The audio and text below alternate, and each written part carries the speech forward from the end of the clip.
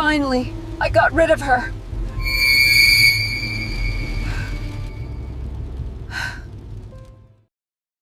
Finally, I got rid of her. 5 words, posted at 11:23 p.m. I stared at them on my phone screen, my hands trembling in the freezing night air. Linda's social media update glowed like poison under the streetlight. Beneath it, a photo. My granddaughter's empty bedroom, curtains drawn, bed neatly made. 20 minutes later, the hospital called. You want to know what revenge looks like? Let me tell you, it doesn't come hot, it comes ice cold. And that night, staring at those 5 venomous words while my Amy lay dying, I became the coldest thing in that emergency room. But I'm getting ahead of myself. Let me back up. The phone rang at 11:43 p.m. I was already awake. Insomnia is one of age's cruelest gifts. The nurse's voice was professional, detached, terrifying. Mrs. Miller? Your granddaughter Amy has been admitted. Acute shock. You need to come now. I didn't ask questions, couldn't. My throat had closed. I threw on my coat, fingers fumbling, clumsy with panic. The buttons wouldn't cooperate. Nothing would cooperate. My son's face flashed through my mind. The accident, the funeral, the unbearable weight of losing him 8 years ago. Not Amy. Please God, not Amy. I ran to my car. The night was freezing, breath coming out in clouds that vanished into darkness. My hand shook so badly I could barely grip the steering wheel. 12 minutes to the hospital. 12 minutes that felt like drowning. Halfway there, stopped at a red light, I pulled out my phone. Maybe the hospital had sent updates. Maybe Amy's condition had changed. Maybe... That's when I saw it. Linda's social media post, fresh, recent, posted just 23 minutes ago. Finally, I got rid of her. The words punched through my chest like bullets. Below them, that photo, Amy's bedroom, empty, pristine, like a tomb. My blood turned to ice water. The car behind me honked. The light had turned green, but I couldn't move, couldn't breathe, couldn't process what I was seeing. Who was her, Amy, me? Did it even matter? Linda had posted this while my granddaughter was being rushed to emergency, while her own daughter was fighting to breathe. What kind of mother does that? The honking grew more insistent. I drove, somehow, on autopilot. But my mind was screaming, racing, connecting dots I didn't want to connect. I had to know, had to hear Amy's voice, had to know she was alive. My fingers found Amy's number, the call button. 3 rings while my heart hammered each one like a drum. Please pick up. Please be awake. Please be okay. 4 rings, 5. My hope was dying with each electronic pulse. Then a click, a whisper, barely there, fragile as breaking glass. Grandma. Relief flooded through me so hard I nearly swerved off the road. Amy. Oh, sweetheart, you're awake. Are you okay? What happened? Silence, long enough that I thought the connection had dropped. Then her voice came back, small, broken, terrified. She said, her words dissolved into tears. She said, it's your fault, Grandma. She said you made her do it. The line went dead. I sat there for a moment, phone pressed to my ear, listening to nothing, before I realized I was still driving. The hospital was 2 blocks away. Amy was alive, awake. But her words... Your fault, Grandma. What had Linda told her? What lies? What poison? I parked badly, half in a space, half out, and ran. The emergency room doors slid open with a mechanical hiss. Fluorescent lights assaulted my eyes. Everything was too bright, too loud, too real. The smell hit me next, disinfectant and fear. Machines beeped their relentless rhythm. Someone was crying behind curtains. A doctor shouted orders. I stumbled to the reception desk. Amy Miller, 13 years old. They just brought her in. The nurse didn't even look up. Room 7, down the hall, left. I ran. My old knees protested, but I didn't care. Room 7, Amy, alive. The door was open. I rushed in and froze. Linda stood by Amy's bedside, perfectly composed, hair styled, makeup fresh, holding a cup of coffee like we were at a cafe instead of an emergency room. Our eyes met. She didn't flinch, didn't apologize. She raised that paper cup to her lips and drank, slow and deliberate, her gaze never leaving mine. Grace. Her voice was honey over razors. You actually came. The audacity, the sheer breathtaking audacity. Amy lay in the hospital bed between us, pale, fragile, unconscious again, or pretending to be. An IV dripped clear fluid into her small arm. Monitors beeped steadily. I couldn't speak. My jaw was locked. My fists clenched so hard my nails drew blood. Linda set down her coffee, walked toward me, leaned in close enough that I could smell her perfume, expensive, cloying. You've done enough damage, she whispered, her breath hot against my ear. Time to let go. Then she walked past me, out the door, her footsteps echoing down the corridor, unhurried, confident, victorious. I stood there trembling with rage so pure it felt like electricity in my veins. Around me, the hospital continued its chaos, but I was somewhere else entirely. Somewhere cold, somewhere calculating. Then I looked at Amy. Really looked at her. She was awake, eyes barely open, watching me, tears sliding down her pale cheeks. I moved to her bedside, took her hand. It was cold. Too cold. I'm here, baby. I'm here, you're safe now. She squeezed my hand weakly, tried to speak but couldn't. Her eyes said everything her voice couldn't. A nurse came in, checked monitors, adjusted the fourth. She needs rest. The doctor will be in shortly to discuss her condition. What happened to her? I demanded, my voice sharp with fear and fury. The nurse hesitated. The doctor will explain. But Mrs. Miller, has your daughter-in-law been here long? She's not my daughter-in-law anymore, I said coldly. And I don't know. Why? The nurse's expression shifted, concerned, suspicious. No reason, just... We found some irregularities in Amy's blood work. The doctor will want to speak with you both. She left. The door clicked shut. I looked down at Amy. Her eyes were closing again. Exhaustion pulling her under.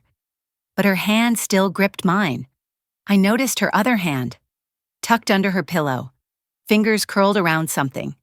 Carefully, so carefully, I reached under. Felt smooth plastic. A phone.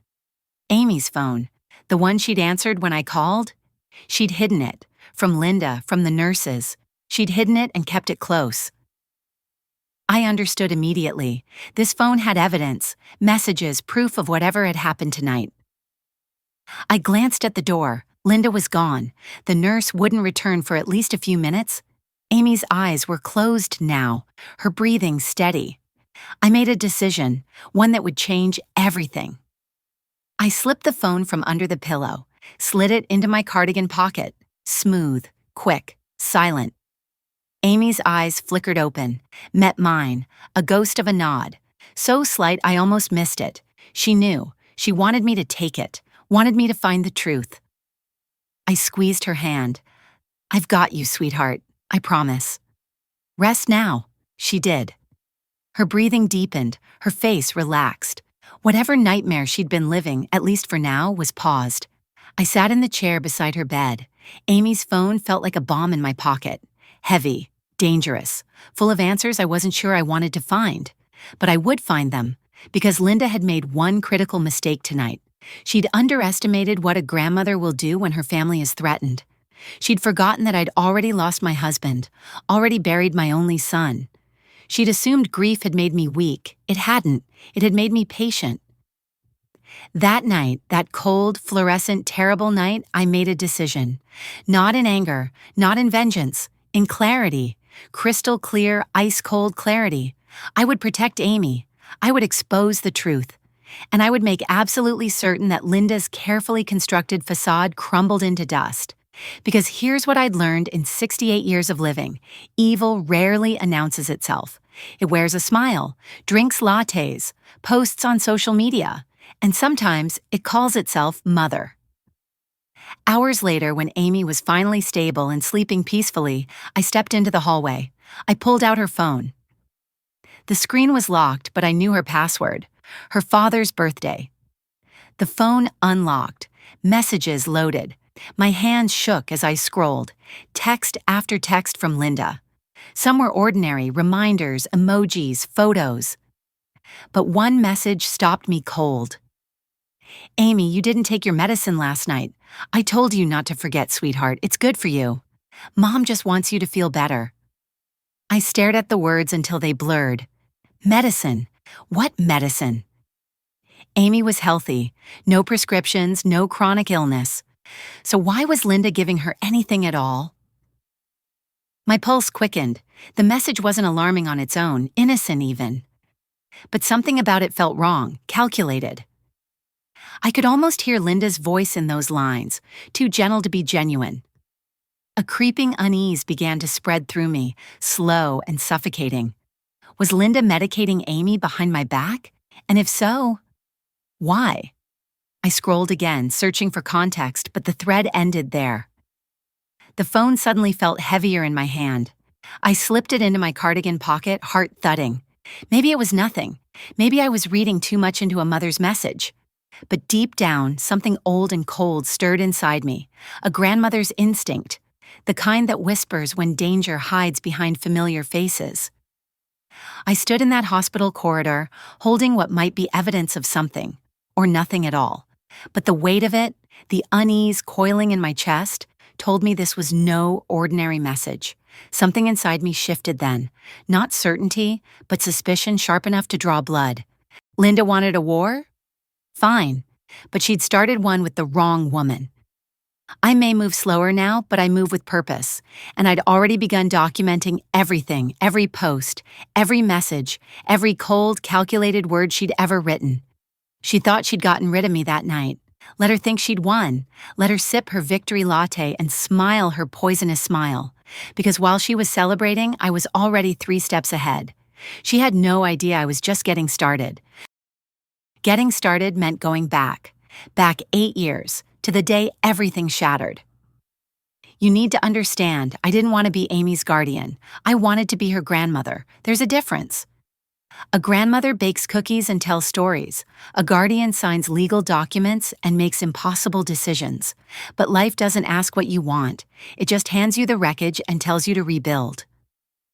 My son Michael died on a Tuesday, October 15th. The police came to my door at dawn. 2 officers young enough to be my grandchildren, stumbling over condolences they'd memorized in training. Car accident. Semi-truck ran a red light. He died instantly, they said, as if that made it better. It didn't. Linda fell apart, and I mean truly, completely apart. She'd already been fragile. Postpartum depression after Amy's birth, anxiety medication, therapy twice a week. Michael's death broke whatever was left. Within a month, she stopped showering, stopped eating. Amy, only 5 years old then, would come to my house with tangled hair and the same dress she'd worn for 3 days. I'd find empty pill bottles in Linda's bathroom, vodka bottles hidden under the sink. I tried to help. God knows I tried. I cooked meals, cleaned their apartment, took Amy to school. But Linda wouldn't let me in. Literally. She'd lock the door and scream through it, her voice ragged and manic. "You think I'm a bad mother. You think you could do better. I never said that. Never even thought it. Grief makes us cruel to the people trying to save us." Then came the night Linda didn't pick Amy up from school. The principal called me at 4:30. Amy had been sitting alone in the office for 2 hours, quietly crying. When I finally reached Linda, her words were slurred, barely coherent. I forgot she existed. That's when I knew, when I really knew. So I did what any mother, any grandmother would do. I hired a lawyer, filed for temporary guardianship, told myself it was only until Linda recovered, until she found her footing again. The court hearing was scheduled for November 20th, the anniversary of Michael's death. Linda never showed up. The judge granted me guardianship by default. Temporary, the papers said, pending review, but reviews never came. Forms got lost. Dates got pushed, and temporary became permanent became 8 years. Linda did recover eventually, started working again, moved to a better apartment, stopped the pills and the drinking. She looked healthier, sounded stronger. She'd call every Sunday to talk to Amy, her voice bright and cheerful. But she never asked for custody back, never challenged the arrangement. And God forgive me, I never offered. I told myself it was for Amy's stability. Children need routine, consistency. I'd already enrolled her in a good school. She had friends, a room decorated with stars on the ceiling. Why disrupt all that? But underneath those reasonable excuses lived something uglier, something I'm not proud to admit. I was terrified of losing her. Amy was all I had left of Michael. His eyes, his laugh, the way she tilted her head when she was thinking. Letting her go felt like burying him twice. So I held on, tighter than I should have, longer than I had any right to. Linda's resentment grew quietly, like mold behind walls, invisible until the structure starts to rot. She'd make small comments during phone calls, passive-aggressive little digs wrapped in sweetness. Amy sounds so formal now, like she's reading from a script. Does she still remember me? Sometimes I wonder. You've done such a wonderful job raising her. Almost like she's yours, that last one, that one cut deep. Because she was right, somewhere along the way I'd stopped being a guardian and started being something else, something possessive, something wrong. I see that now. Back then, I called it love, but control disguised as love is still control. The night Amy was hospitalized, I couldn't sleep. I sat in my kitchen at 3 a.m. surrounded by old photo albums. Michael as a baby, Michael graduating high school, Michael marrying Linda, both of them glowing with hope.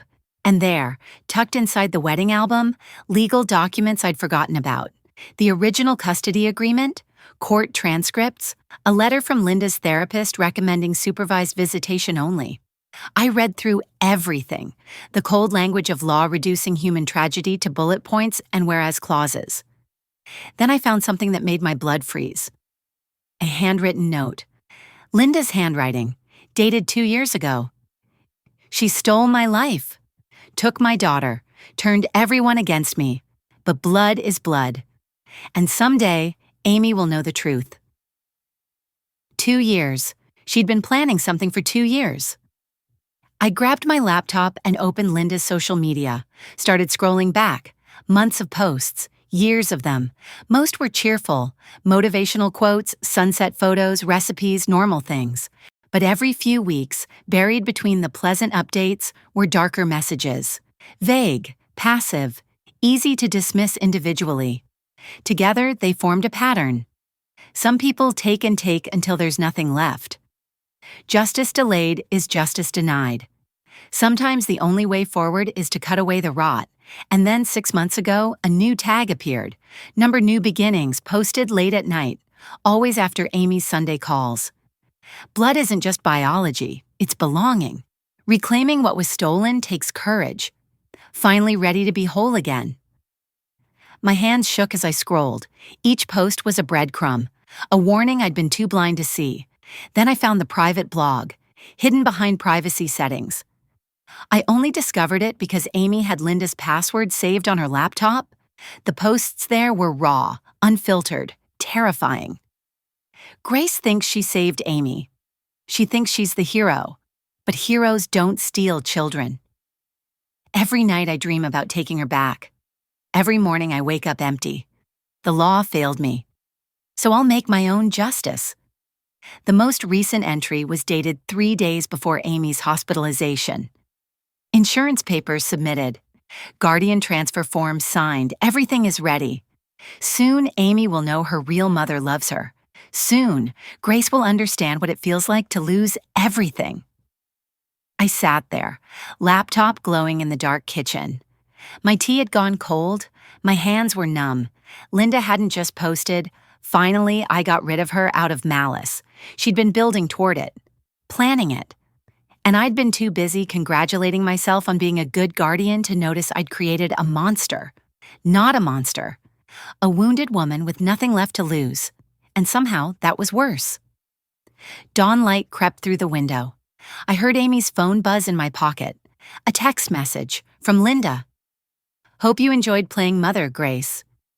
But playtime's over. Attached was a photo, legal documents, and right there in black and white, a guardian transfer consent form, signed by me. Except I'd never seen that form before in my life. My heart stopped, then started again, harder, faster, angrier. Linda wasn't just trying to take Amy back, she was erasing me from existence. And I was going to let her see exactly what happens when you underestimate a woman who has nothing left to lose. That forged signature changed everything. Not because it scared me, it clarified me. Linda wasn't just fighting for custody. She was committing fraud, and fraud leaves evidence. I've learned something about getting older. People assume we're helpless with technology. They think gray hair means we can't navigate computers or understand digital footprints. Linda made that mistake. Big mistake. By 7 a.m., I was dressed and driving to Linda's apartment. My hands were steady on the wheel. My mind was clearer than it had been in years. Funny how rage can sharpen you when grief only dulls. The morning air was crisp. Frost clung to windshields. The city was just waking up. Coffee shops opening, joggers passing by, the world pretending everything was normal. But nothing was normal anymore. Linda's building was one of those modern complexes, all glass and steel with a lobby that echoed. I signed in with the doorman, smiled politely, played the concerned grandmother visiting to check on things. He waved me through without questions. Elderly women are invisible that way. Useful sometimes. I took the elevator to the 9th floor. My heart pounded with each ascending number. Not from fear, from anticipation. Linda had gone to the hospital early, I'd checked. She posted a story on social media at 6:30 a.m., praying for my baby girl, with a photo of coffee and hospital parking. Performative grief. I was beginning to recognize it. I used the spare key Amy had given me years ago. For emergencies, she'd said. This qualified. The apartment smelled like vanilla candles and something chemical underneath. Cleaning products, maybe. Everything was immaculate. Too immaculate. Like a staged home for sale. No clutter, no personality, just surfaces that reflected light. I moved quickly. Linda's laptop sat on the dining table, closed but not locked away. Overconfident. I opened it. Password protected, of course, but I'd watched her type it once, months ago, when she'd let Amy video call me. Muscle memory is a beautiful thing. My fingers found the keys. Michael 2015. My son's name, the year he died. The screen unlocked. I sat there for a moment staring at her desktop. Family photos as wallpaper, Linda and Amy at the beach, both smiling, so normal, so convincing. You'd never know there was poison underneath. I opened her browser history first. Months of searches. My hands trembled as I scrolled. How to prove unfit guardian, elderly mental decline symptoms, forging legal signatures tutorial, life insurance beneficiary change process. That last one made my blood ice over. Life insurance, Amy's life insurance.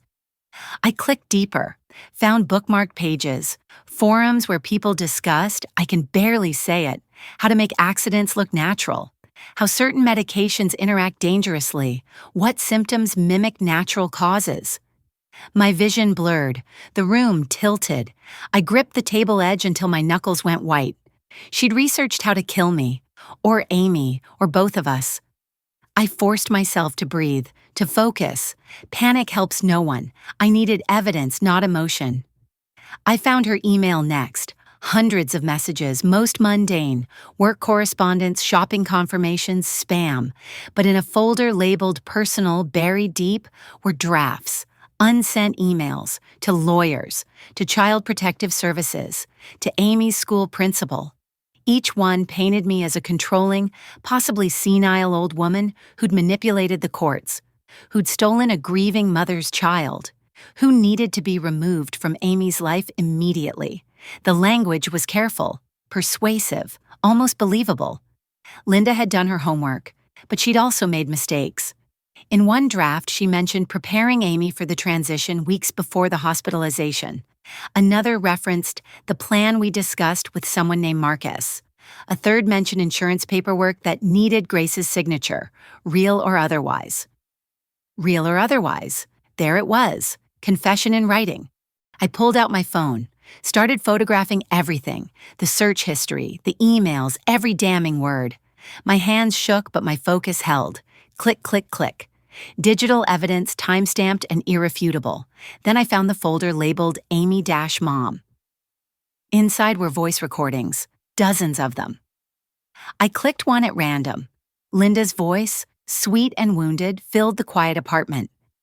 Amy, sweetheart, I know Grandma tells you she loves you. But real love doesn't steal. Real love doesn't keep a mother from her daughter. Do you understand? Amy's small voice responded, uncertain and frightened. But Grandma takes care of me. She makes sure I eat, and she's manipulating you, baby. Linda's tone shifted, harder now. Making you dependent. That's not love, that's control. Your father would be so disappointed in her. My chest tightened, using Michael against me, against his own daughter. I listened to 3 more recordings, each one more manipulative than the last. Linda patiently, systematically poisoning Amy's mind, planting seeds of doubt, teaching her to fear me. No wonder Amy had been distant lately, quieter, more withdrawn. I was about to close the laptop when I saw it, a folder labeled Final Steps. Inside, a detailed timeline, week by week, day by day, week 1. Increase Amy's anxiety medication, obtained from Dr. Morrison, he doesn't verify. Week 2. Begin discussing grandmother's declining health with Amy. Week 3. Submit forged guardian transfer forms.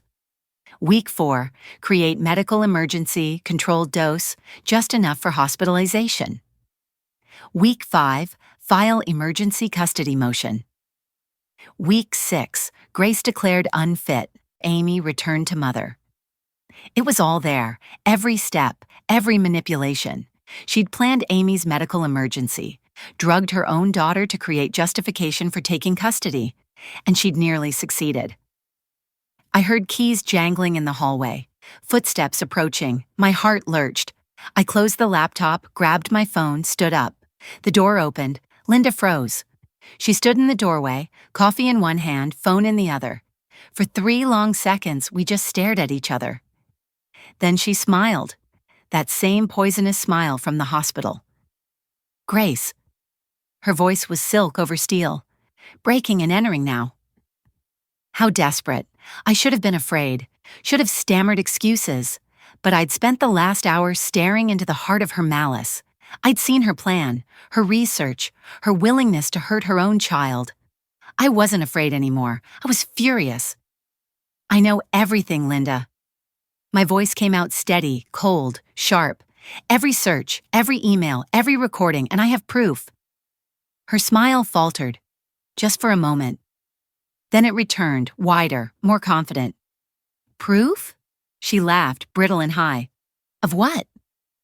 A concerned mother researching her legal options, documenting her daughter's unsafe living conditions? Any lawyer would call that due diligence. She stepped inside, closed the door behind her. The lock clicked. Besides Grace, who's going to believe a confused old woman over a devoted mother? Especially when that old woman broke into my home? She moved closer. I held my ground.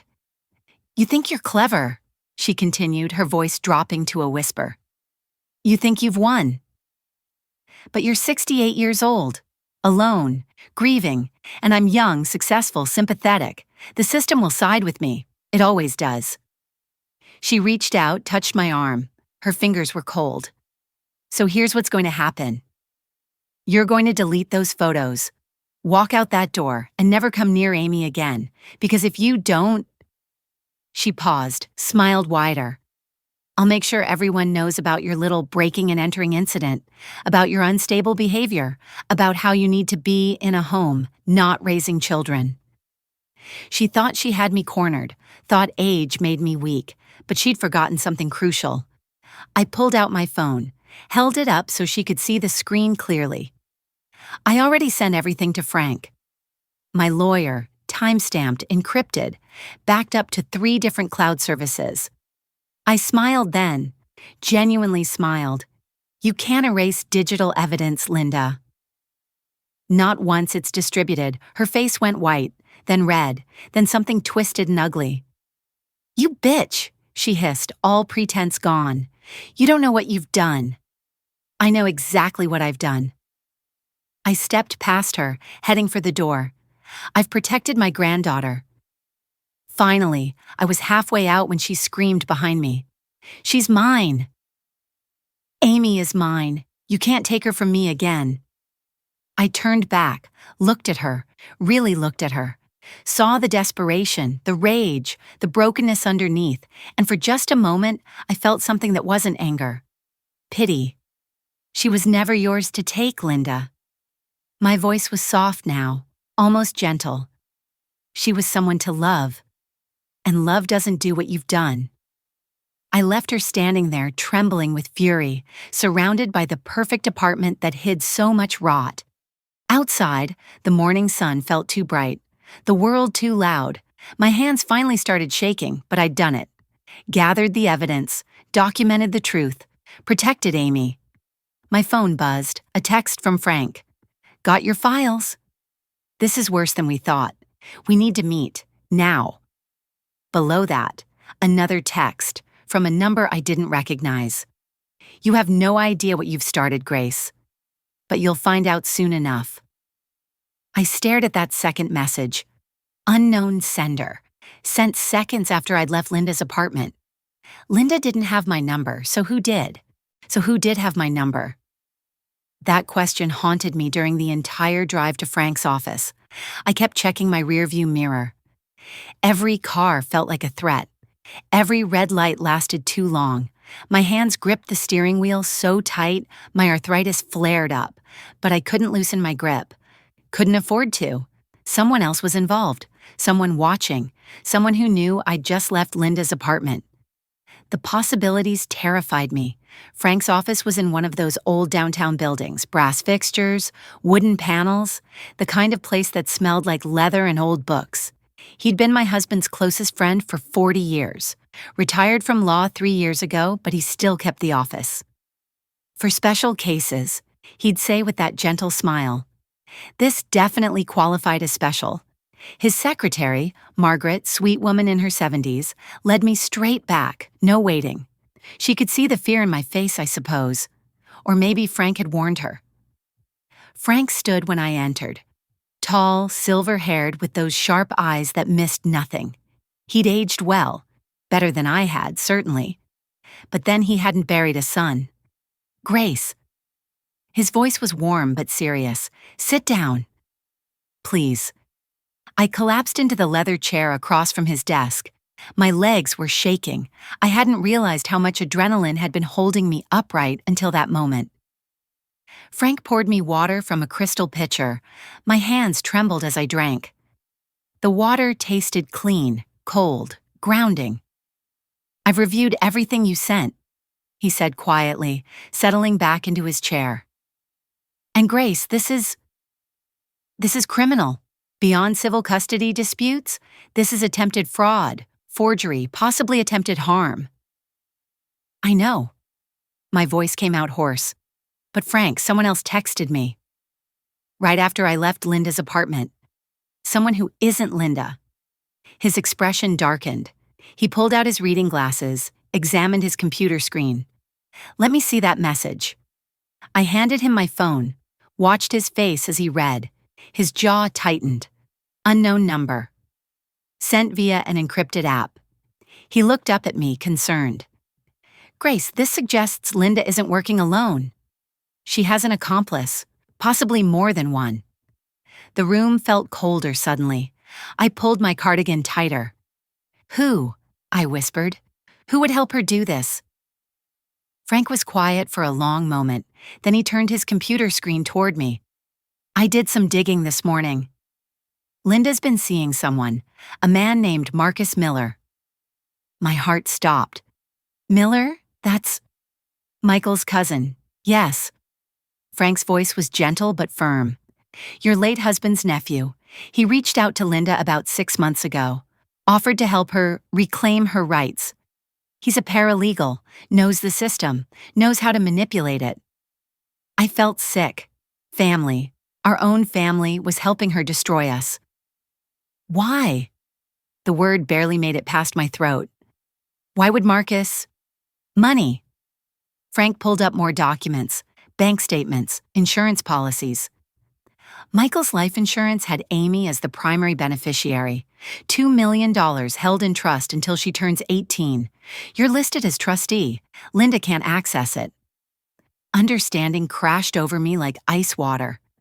But if Linda has custody, she becomes trustee, gets control of Amy's inheritance, and Marcus, based on these financial records, is drowning in debt. Gambling problems. He stands to get a cut for his legal assistance. It wasn't about motherhood. It wasn't even about revenge. It was about money. It always comes down to money, doesn't it? Frank continued, his voice steady and professional, despite the horror of what he was revealing. Marcus has been helping Linda build a case against you for months, coaching her on what to document, how to make you look incompetent. He's the one who forged your signature. He has access to legal databases, signature samples from old court documents. I thought about that text message, the threat. Marcus must have been watching Linda's apartment, saw me leave, warned me off. Can we prove it? I asked, my voice stronger now. Anger was replacing fear. Can we prove Marcus is involved? Frank smiled grimly. We can. I've already subpoenaed his phone records. And Grace, there's more. Something you need to see. He opened another file on his computer, pulled up what looked like a blog. The design was simple, black text on white background, anonymous. Amy's been keeping a diary online, Frank said softly. Private blog, password protected. But she used the same password as her email. You gave me access, remember? I nodded, unable to speak. Frank clicked through the entries, dated over the past 3 months. Amy's words filled the screen, my sweet, quiet granddaughter, pouring her heart out where she thought no one would ever read. Mom called again today. She cried, said Grandma is keeping us apart. I don't know what to believe anymore. Grandma seems tired lately, forgetful. Mom says it's her age, says I'm not safe with her. But I feel safe, don't I? Mom gave me vitamins to take. Says they'll help with my anxiety. They make me feel weird, dizzy, but Mom knows best, right? I froze. Vitamins. The word hit me like a door slamming shut in my mind. I'd seen that same word before, on Amy's phone, in that hospital, in a message from Linda I'd tried to dismiss. Back then it had only planted unease.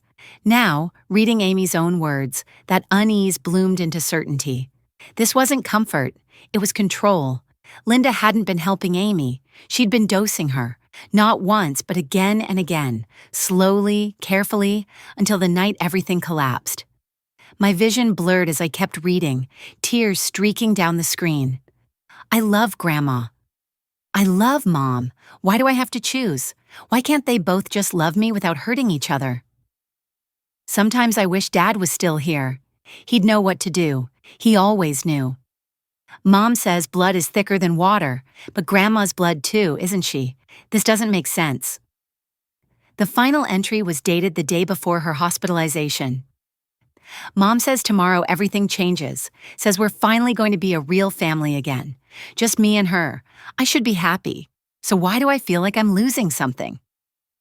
I couldn't see the screen anymore. Tears blurred everything. Frank handed me tissues, waited while I sobbed. That child, I finally managed, my voice breaking. That innocent child was caught in the middle of adult hatred, and she knew. She knew something was wrong and she couldn't stop it. Frank's voice was compassionate but urgent. Grace, we need to act fast. Linda's already filed emergency custody motions. The hearing is in 3 days. She's claiming you're mentally unfit, that Amy's hospitalization proves you're negligent. 3 days, 72 hours to save my granddaughter from a woman who drugged her own child for money. What do we do? I asked, wiping my eyes. What's our next move? Frank leaned forward, his expression intense. We fight fire with fire. We submit all this evidence, the search history, the recordings, the blog. We file criminal charges against Linda and Marcus, and we petition for a psychological evaluation of Linda. Will it work? It should. The evidence is overwhelming, but Grace... He hesitated. You need to be prepared. This will get ugly. Linda will accuse you of fabricating evidence. Marcus will claim harassment. They'll drag your age, your grief, your every decision through the mud. I thought about Amy, about her confused, frightened words, about how she'd asked if blood was supposed to hurt this much. I don't care what they drag me through, I said firmly, my voice steady now. Amy's worth it. She's worth everything. Frank nodded, respect in his eyes. Then let's get to work. We spent the next 4 hours building our case, organizing evidence, preparing affidavits. Frank made calls to Child Protective Services, to Amy's doctors, to everyone who needed to know. By afternoon, we had a strategy. By evening, we had filed motions. By nightfall, I was exhausted but determined. Frank walked me to my car.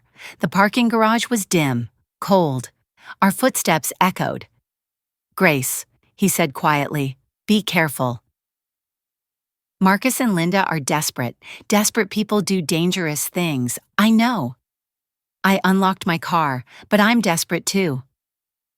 And I have nothing left to lose. That wasn't quite true. I had Amy, but I didn't say that out loud. I drove home slowly, the city lights blurred past. My mind was racing, but my body felt heavy. So heavy. When I pulled into my driveway, I noticed something immediately. My front door was ajar, just slightly. A crack of darkness in the porch light. I always locked my door. Always. My phone was in my hand, finger hovering over 911, heart pounding, then I saw it. A piece of paper tucked into the door frame. White, folded once. I approached carefully, pulled it free, unfolded it with shaking hands. Inside, in Amy's handwriting, trembling, desperate, were 4 words. Grandma, please come fast. Below that, an address I didn't recognize, and at the bottom, a single word that made my blood freeze. Help. That single word in Amy's handwriting made my decision for me. I called 911 first, gave them the address, told them I suspected child endangerment. Then I called Frank, left a voicemail with the details, and got in my car. Every instinct screamed this was a trap, that Linda wanted me to come alone, that I was walking into something dangerous. But it was Amy asking, my granddaughter. And I'd walk through fire for that child. The address led me to the industrial district. Abandoned warehouses lined empty streets. Broken streetlights cast pools of shadow. My headlights cut through darkness that felt thick, almost tangible. This was definitely a trap. I parked 2 blocks away, turned off my lights, sat in the dark, breathing hard, trying to think clearly. My phone buzzed. Text from Frank. Police are 10 minutes out. Do not go in alone. Wait for them. 10 minutes. Anything could happen in 10 minutes. I texted back. I'm waiting outside, just watching. A lie, but a necessary one. I grabbed the flashlight from my glove compartment, checked my phone battery, 78%, took a photo of the building and texted it to Frank. Breadcrumbs in case something went wrong. Then I got out of the car. The night air was bitter cold. My breath came out in white clouds. Somewhere distant, a dog barked. The sound echoed off concrete and metal, lonely and desperate. The building matched the address, a 3-story warehouse with boarded windows. Graffiti covered the lower walls. The front door hung crooked on rusted hinges.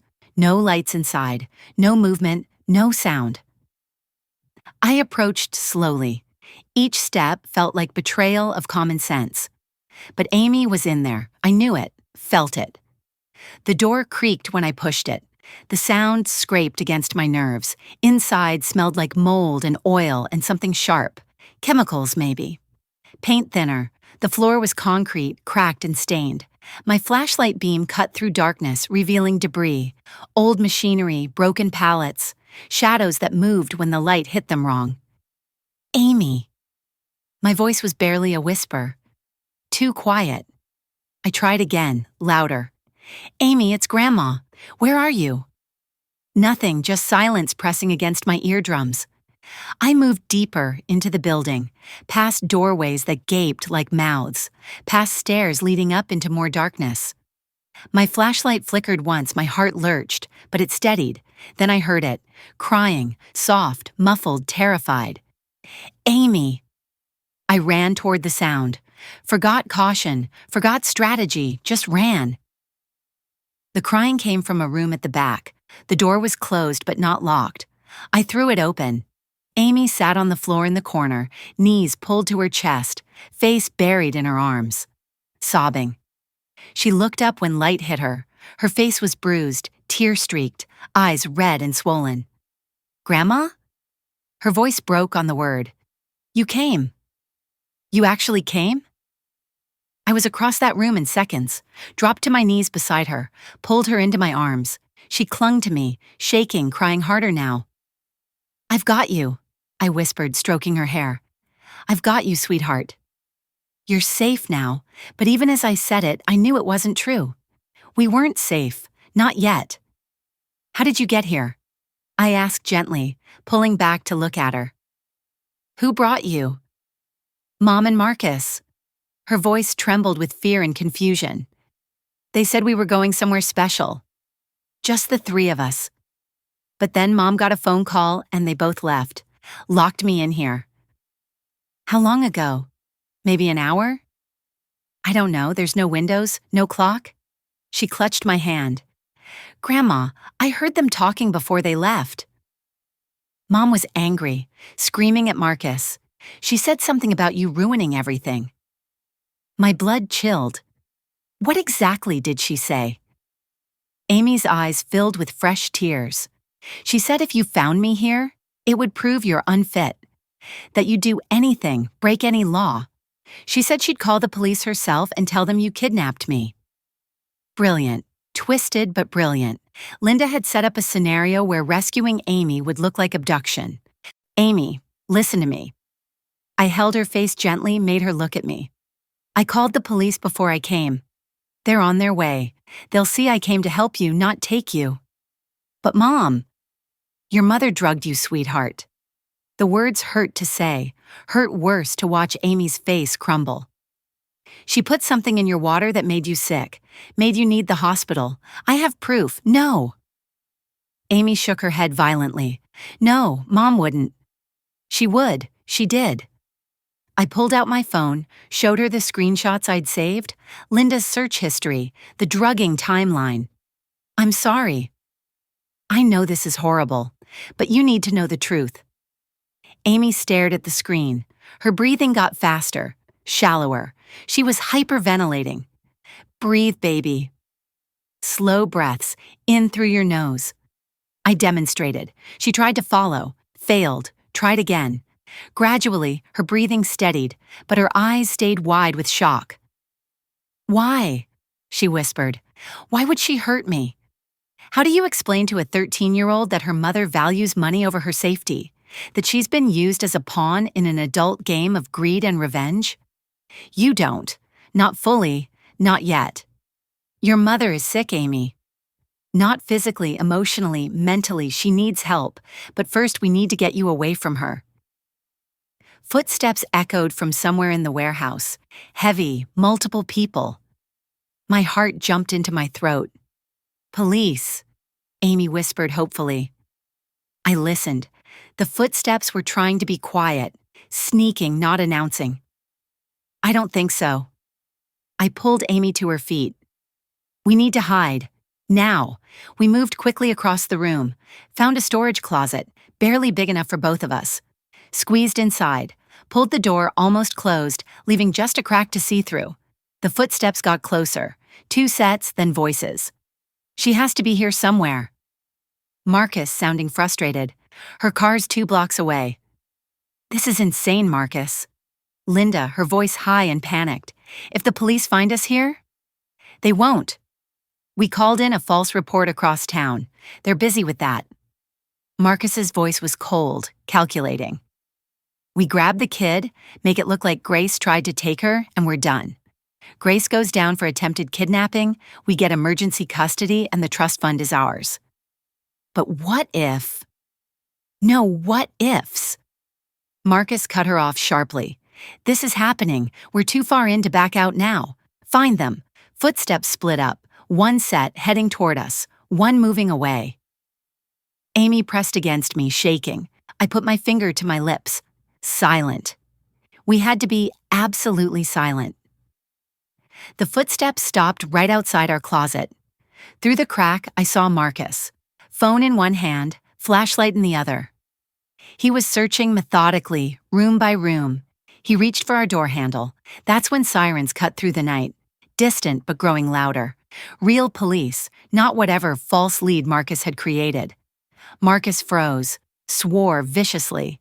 "Linda!" he shouted. "Cops! We need to go, now." But Amy, forget her. They probably called them. We're screwed if we stay. More footsteps, running now. Panicked. A door slammed somewhere. An engine started outside. Then silence, broken only by sirens getting closer. Closer. Red and blue lights began to pulse through cracks in the boarded windows. I waited, counted to 30. Then slowly opened the closet door. The warehouse was empty except for us. Linda and Marcus had fled. "Come on, sweetheart." I took Amy's hand. "Let's go meet the police." We walked out of that building into flashing lights and a confusion of uniformed officers. Someone wrapped a blanket around Amy. Someone else asked me questions I barely heard. Frank appeared breathless and worried.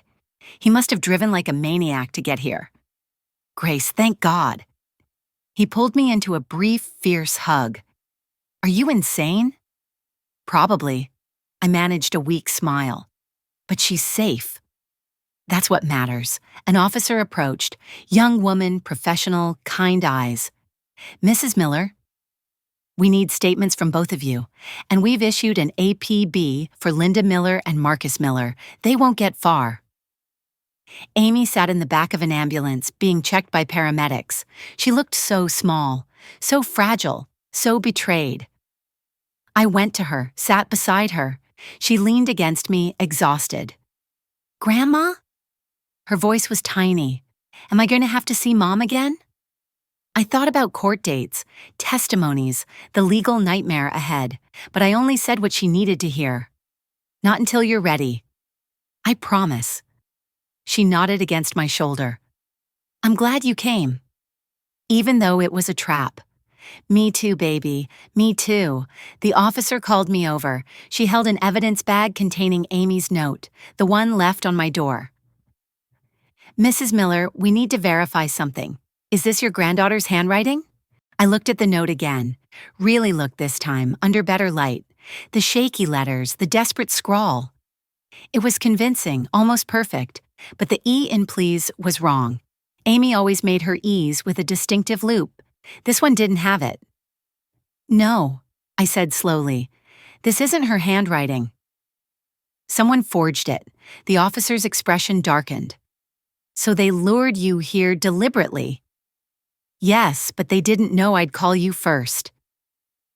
Frank joined us, his face grim, which means this wasn't just about framing Grace for kidnapping. If she'd come alone without calling police? He didn't finish, didn't need to. Linda and Marcus hadn't just wanted to frame me. They'd wanted me dead. "See you soon, Aunt Grace." Those words kept me awake all night. Who else was out there? Who else blamed me? Who else wanted revenge? I sat in my kitchen until dawn, phone in hand, staring at that photo of Michael's grave. The figure standing there was deliberately obscured. Anonymous, could have been anyone, but they called me Aunt Grace, which meant family, extended family. My husband had 3 siblings. Michael was our only child, but his cousins, there were 7 of them. Most I hadn't spoken to in years. Not since the funeral. Not since they'd scattered back to their own lives, their own grief. Why would one of them threaten me now? Morning came gray and cold. I made coffee I didn't drink, toast I didn't eat. My hands shook too much to hold the cup steady. Amy emerged around 8, still pale, still fragile, but alive, safe. That had to be enough. "Did you sleep, Grandma?" Her voice was soft, concerned. When did she start worrying about me instead of the other way around? "A little," I lied gently. "How about you?" She nodded, but I could see the shadows under her eyes.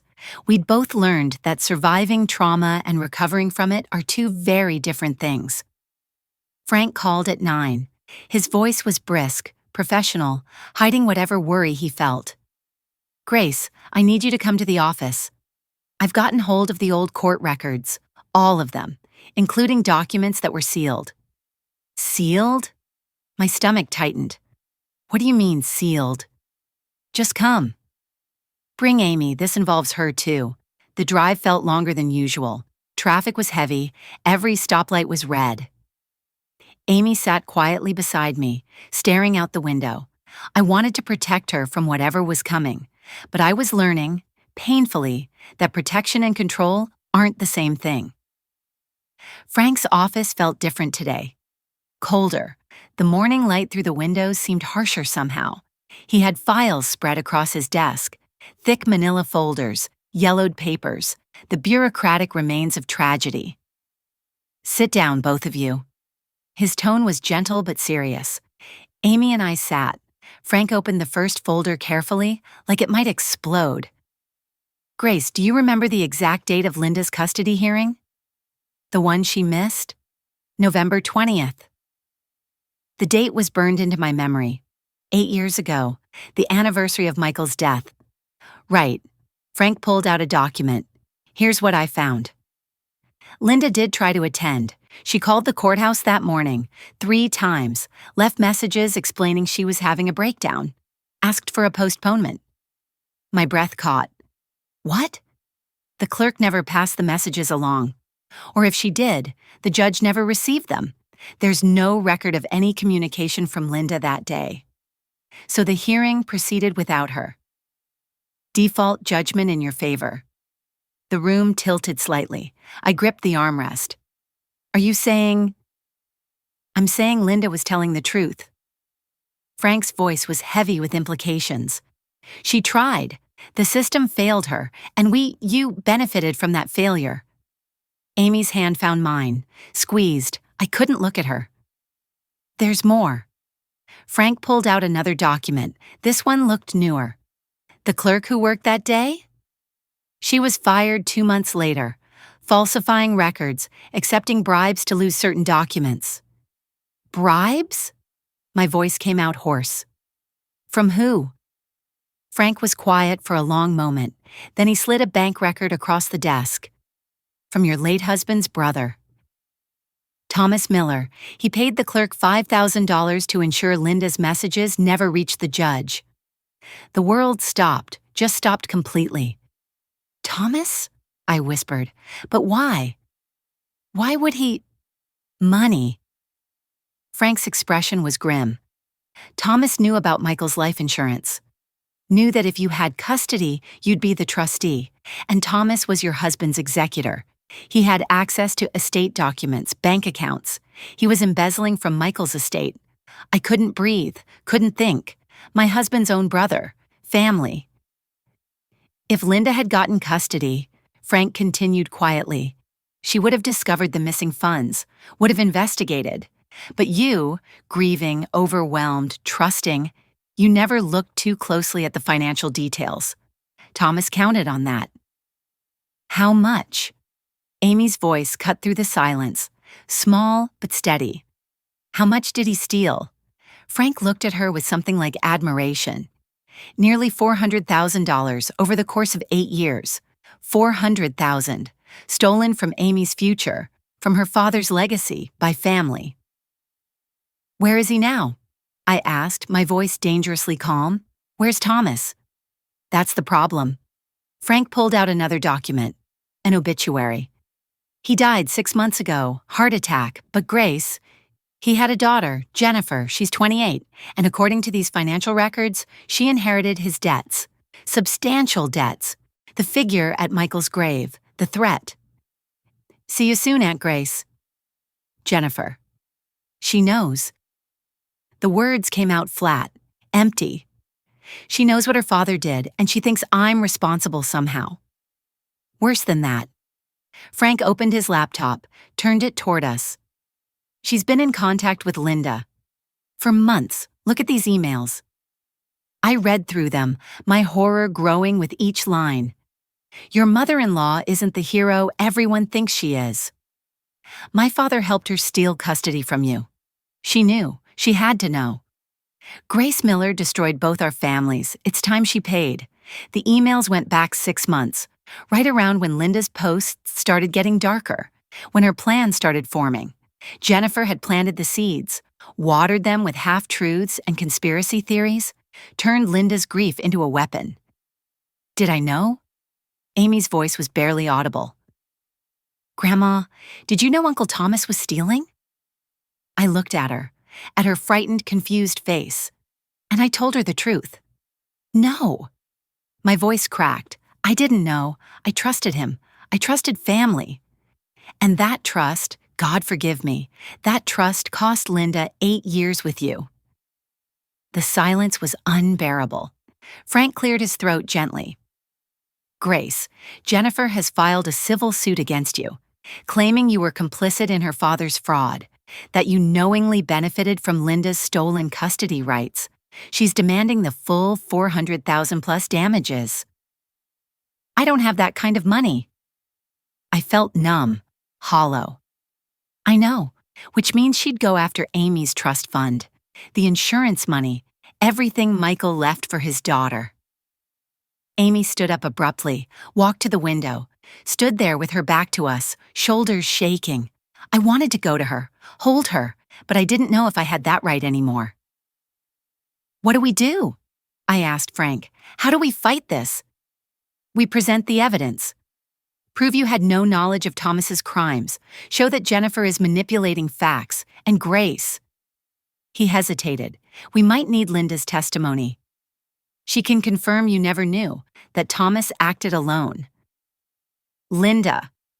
I laughed. It came out bitter. The woman who drugged her own daughter. Whose testimony would be worth anything? The woman you kept from her daughter for 8 years based on a rigged hearing. Frank's words were gentle but cutting. Grace, Linda was a victim too. Of Thomas, of the system, and yes, of your unwillingness to let go. The truth of it settled over me like ash. Amy turned from the window. Her eyes were red, but her voice was clear. We need to talk to her. She looked at me directly. No. To Mom. We need to hear her side, really hear it. Sweetheart, I don't think... I'm not asking, Grandma. Her tone was firm, adult. When had she grown up?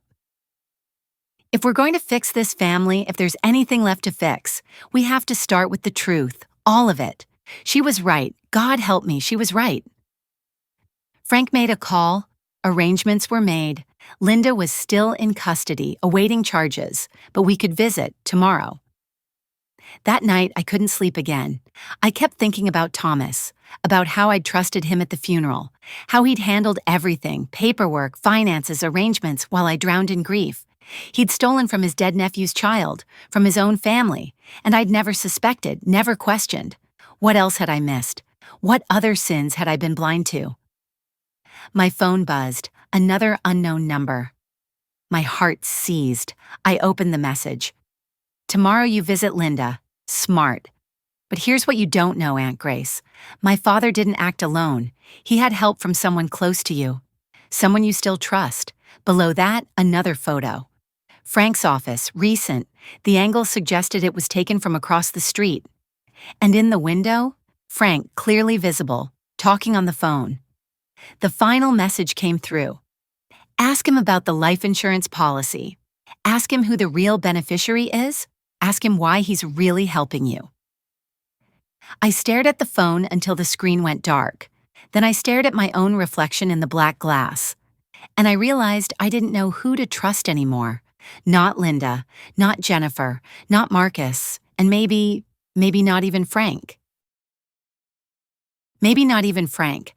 That thought kept me frozen until morning. The one person I trusted completely. Could he be lying too? I didn't sleep, just sat in the dark, turning those messages over in my mind.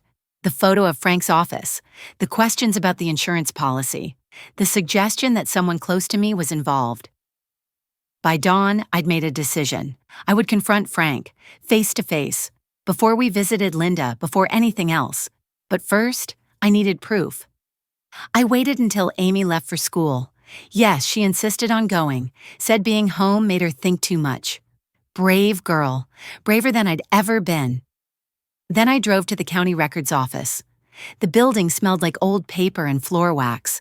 Fluorescent lights hummed overhead. A young clerk, couldn't have been more than 25, helped me request documents, Michael's estate records, the insurance policies, everything filed after his death.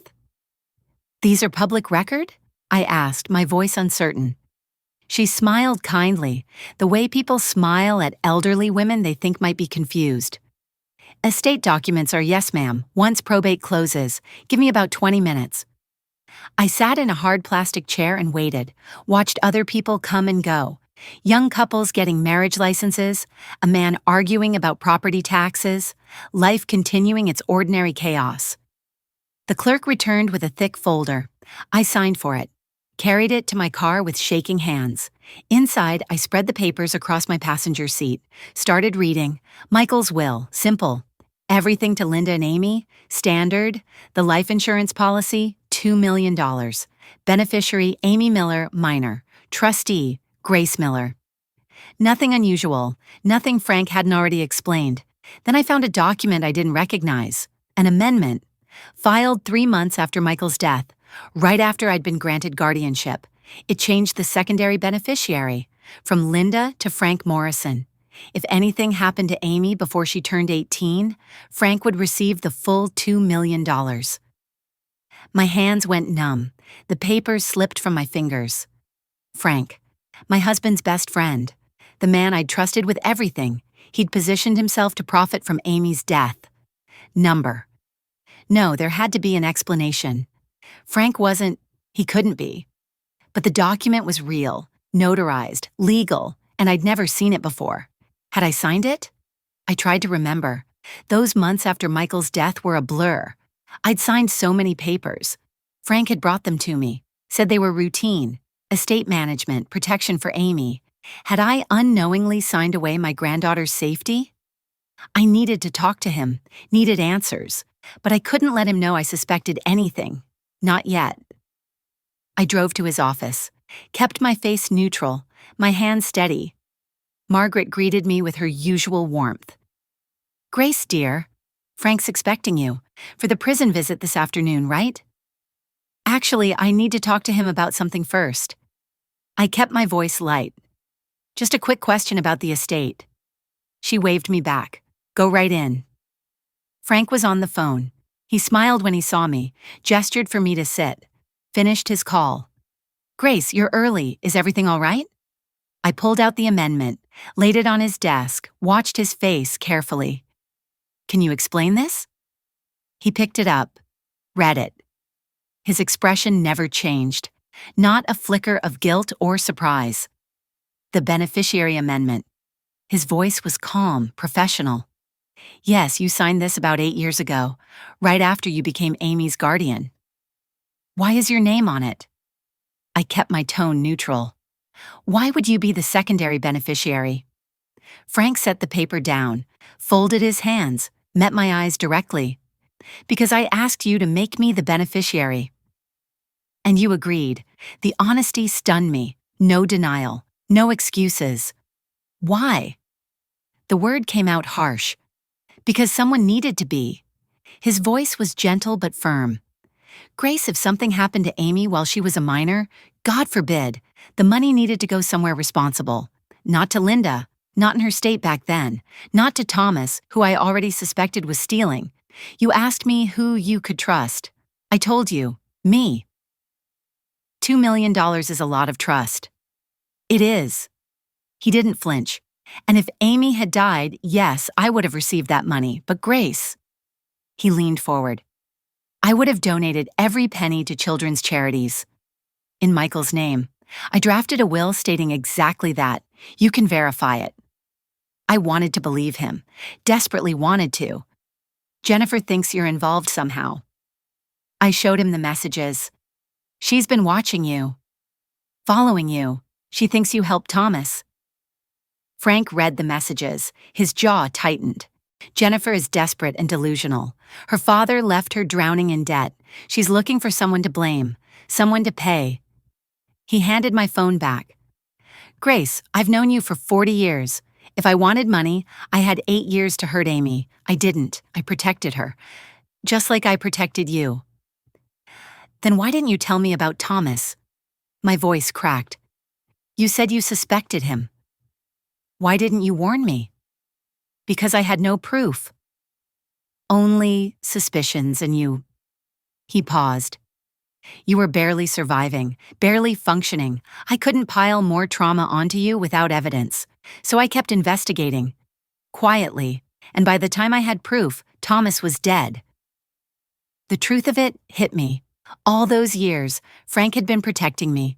Silently, without recognition. I'm sorry. The apology came out broken. Frank, I'm so sorry I doubted you.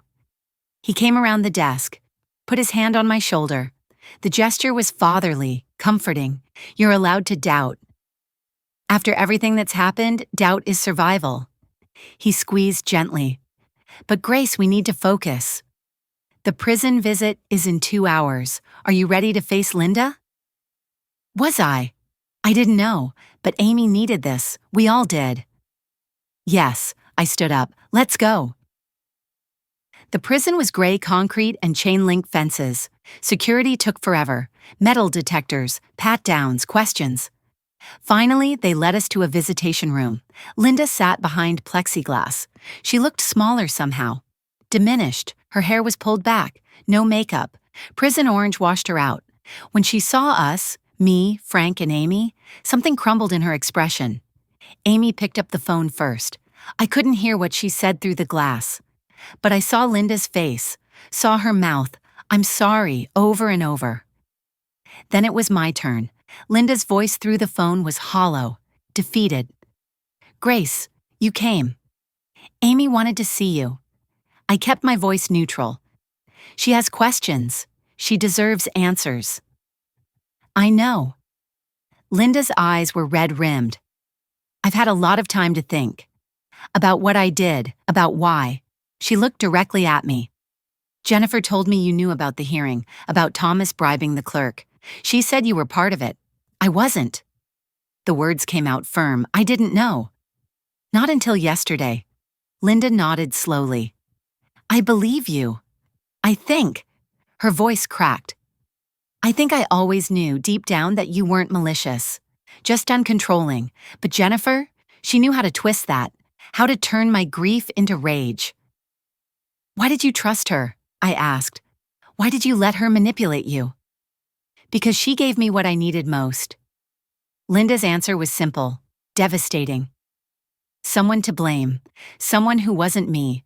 The truth hung between us, ugly, undeniable.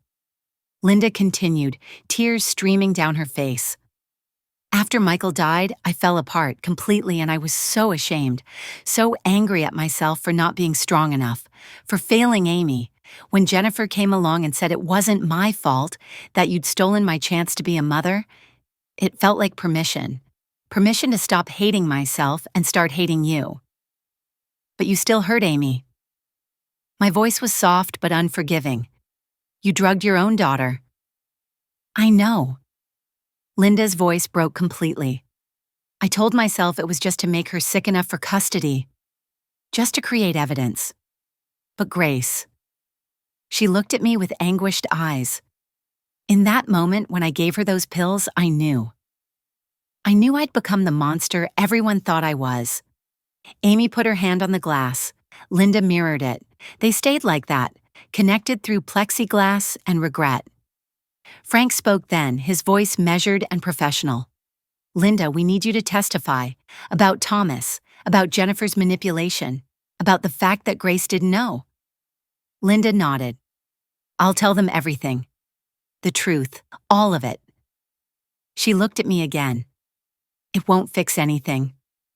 Won't give back those 8 years. But maybe it can stop Jennifer from destroying what's left. We left the prison in silence. Amy cried quietly in the back seat. Frank drove. I stared out the window. My phone buzzed. A video message. From Jennifer. I hit play. Jennifer's face filled the screen. Young, pretty, twisted with rage. You think Linda's testimony will save you? Her voice was venomous. It won't. Because I have something you don't. Something that proves you knew everything. The camera moved, showed a document, old, yellowed, a letter, in my handwriting. Dear Thomas, thank you for handling the custody hearing. Whatever you need to do to keep Amy safe, I trust your judgment. Money is no object, my signature at the bottom. See you in court, Aunt Grace. Jennifer smiled, and when I'm done, Amy won't just lose her inheritance. She'll lose you too. The video ended. I stared at the phone, at that letter, at my own handwriting, and I couldn't remember writing it. Couldn't remember those words, but there they were. Damning, irrefutable. Grace? Frank's voice was concerned. What is it? I couldn't speak. Just handed him the phone. He watched. His face went pale. Grace, did you write this? I opened my mouth, closed it, opened it again. I don't know. The words came out broken. I don't remember, but that's my handwriting, my signature. Amy leaned forward from the back seat. Grandma? I turned to her, saw the fear in her eyes, the doubt. And I realized Jennifer had won. Even if I hadn't written that letter, even if it was forged, the doubt was enough. Enough to destroy what little trust remained, enough to take everything. The letter arrived in a plain manila envelope. No return address. Just Amy's name written in Linda's careful handwriting. Amy held it for a long time before opening it. We sat in the garden, the one Michael had planted years ago. Roses bloomed despite everything. Life insists on continuing, even when you think it shouldn't. Do you want me to leave? I asked gently, giving her the choice. She shook her head. Stay, please. So I stayed, watched her unfold the pages. 3 sheets, handwritten. The paper trembled in her hands. She read silently. I watched emotions cross her face like weather patterns. Confusion, shock, understanding, tears. When she finished, she handed me the letter without a word. I read Linda's words, and my world shifted one final time. Dear Amy, by the time you read this, you'll know most of the truth. About Thomas, about Frank, about the people who used our grief to steal from us. But there's one truth no one else knows. One truth I've carried alone for 8 years. Your father didn't die in an accident. I know what the police said. What everyone believes. Drunk driver. Wrong place. Wrong time. But Amy, I was there that night. Not in the car, but I knew where he was going. Why he was on that road. Your father found out about Thomas's embezzling 3 days before he died. He discovered the missing money, confronted Thomas, threatened to go to the police. Thomas begged for time, said he'd pay it back.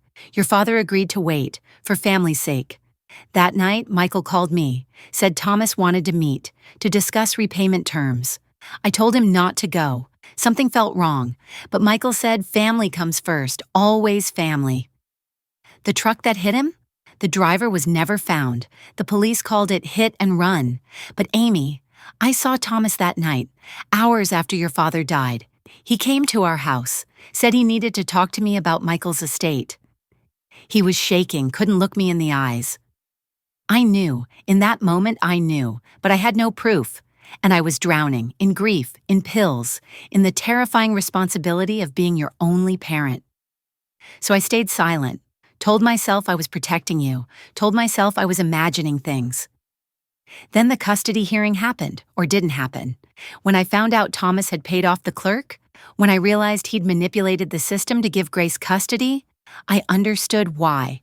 He needed Grace as trustee, needed someone grieving and trusting, Someone who wouldn't look too closely at the finances? Because if I'd gotten custody, I would have investigated, would have found the evidence, would have connected Michael's death to Thomas's theft. So he took you from me, to protect himself, to keep killing. I should have spoken up then, should have fought harder. But I was already broken, and by the time I was strong enough to fight, 8 years had passed. You didn't remember me. You had a life, a home, a grandmother who loved you. And I, God help me, I became obsessed, not with getting you back, with making Grace understand, making her feel what I'd felt, the loss, the helplessness, the rage at being erased.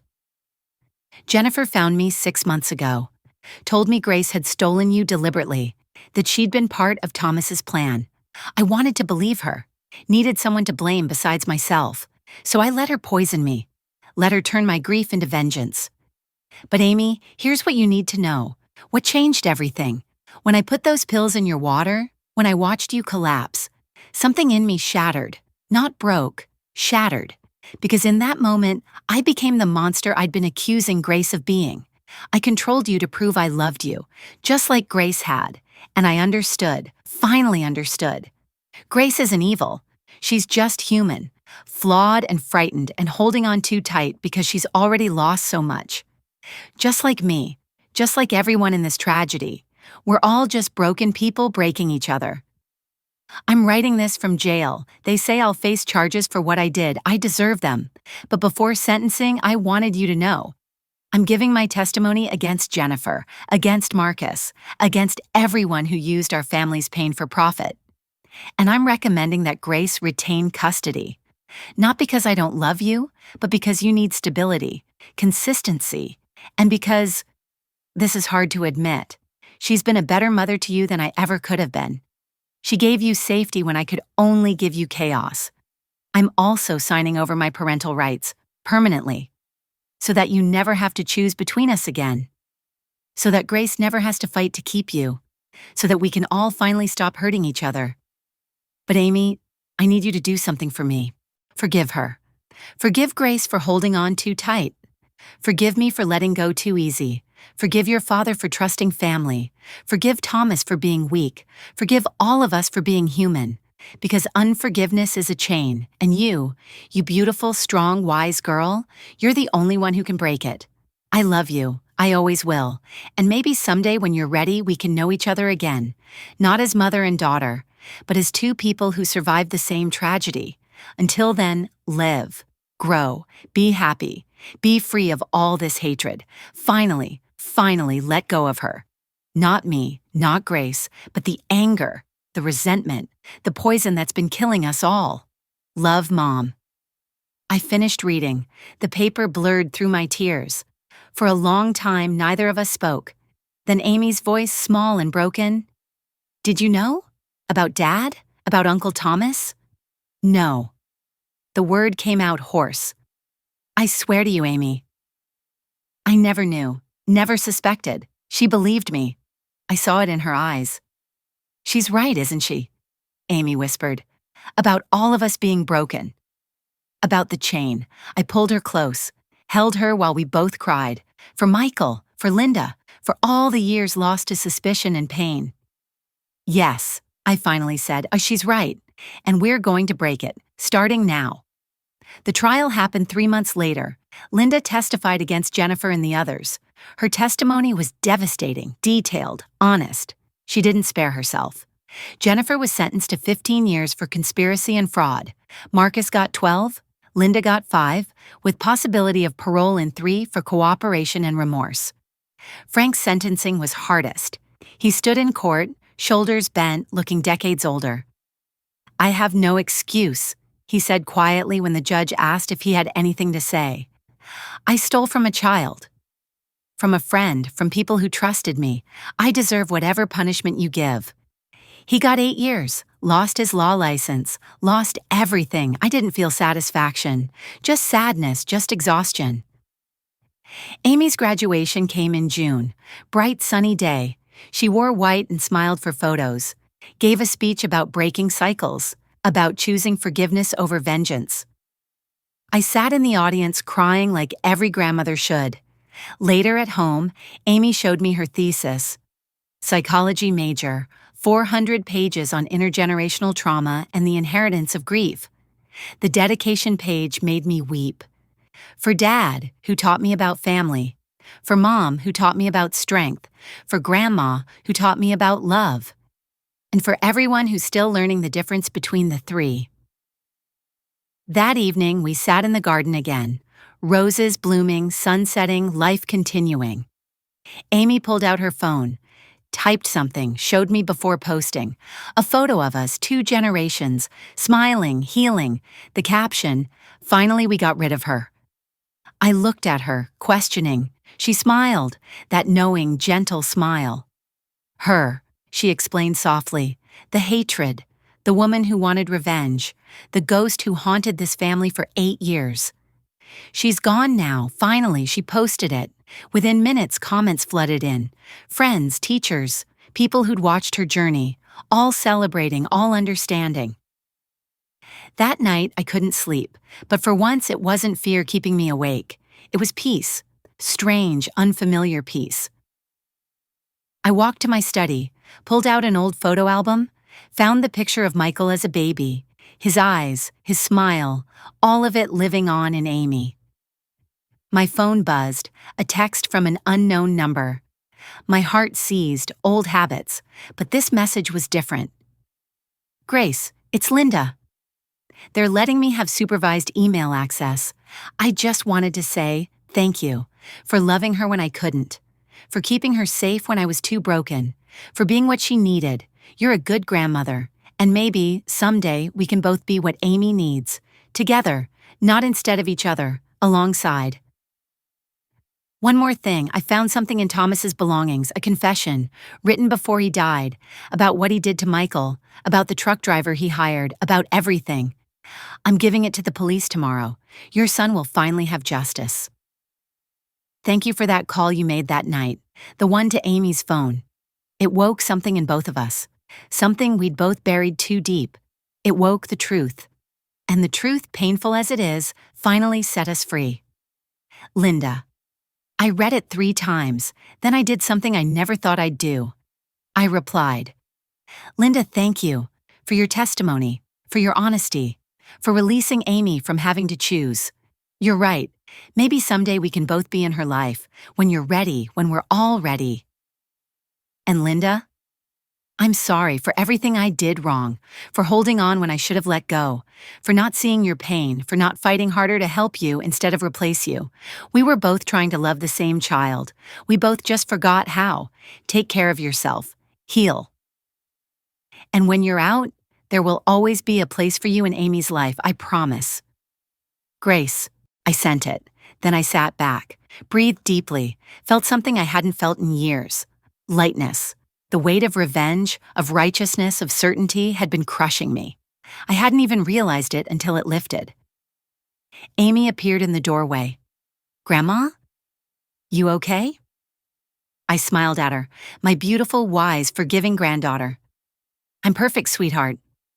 Come sit with me." She curled up beside me. We looked through old photos, told stories about Michael, laughed, cried, remembered. "Grandma?"